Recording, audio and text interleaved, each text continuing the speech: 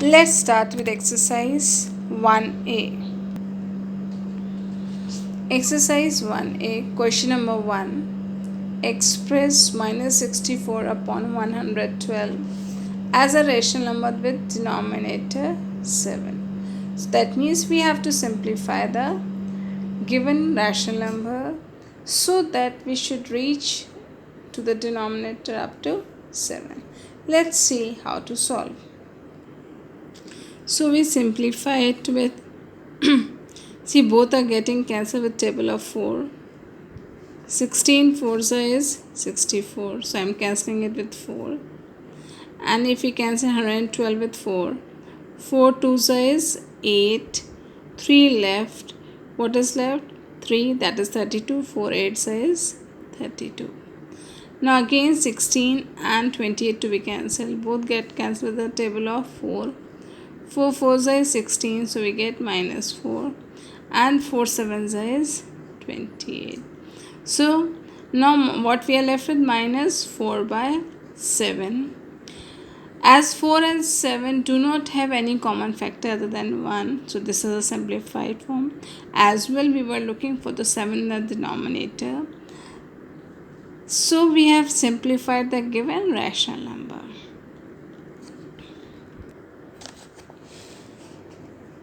Similarly, we have question number 2, in which we are looking for the denominator 25.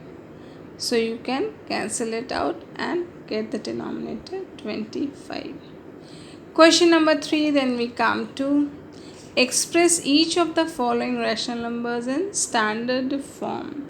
What standard form says that P and Q should be in the simplest form. That means it should not have any factor common other than 1, and the denominator should be positive. So it has 4 parts. I'll do 2 parts for you. Have a look how to do. Question number 2, second part we solve. Minus 14 upon 49. Both are getting cancelled with 7. 7 twos is 14, so we get minus 2. 7 sevens is 49, we get 7. So this is a simplified. We can 2 and 7 do not have any common factor other than 1, and the denominator is positive. So this is the standard form of the given rational number. Then the next one is 24 upon 64.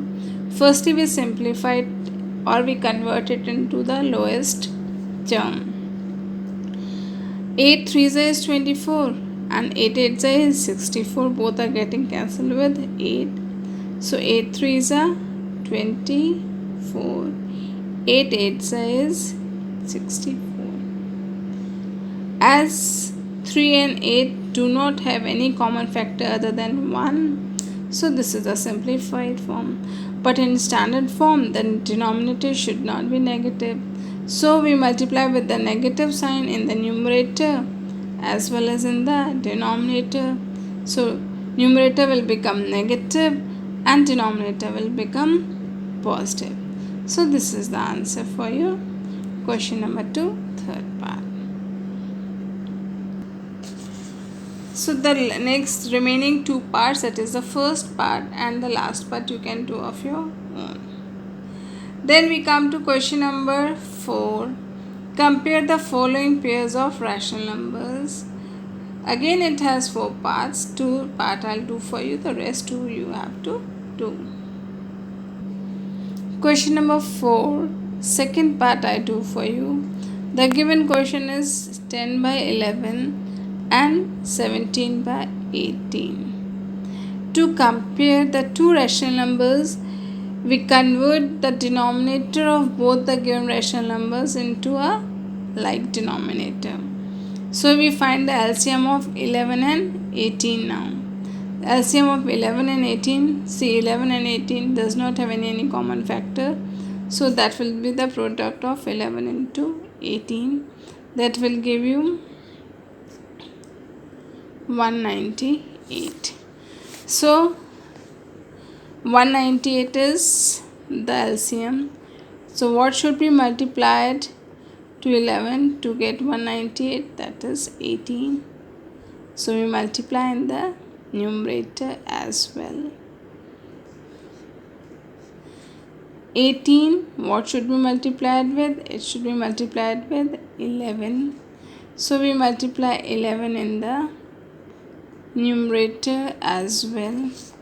So what we get? 180 upon 198, and here we get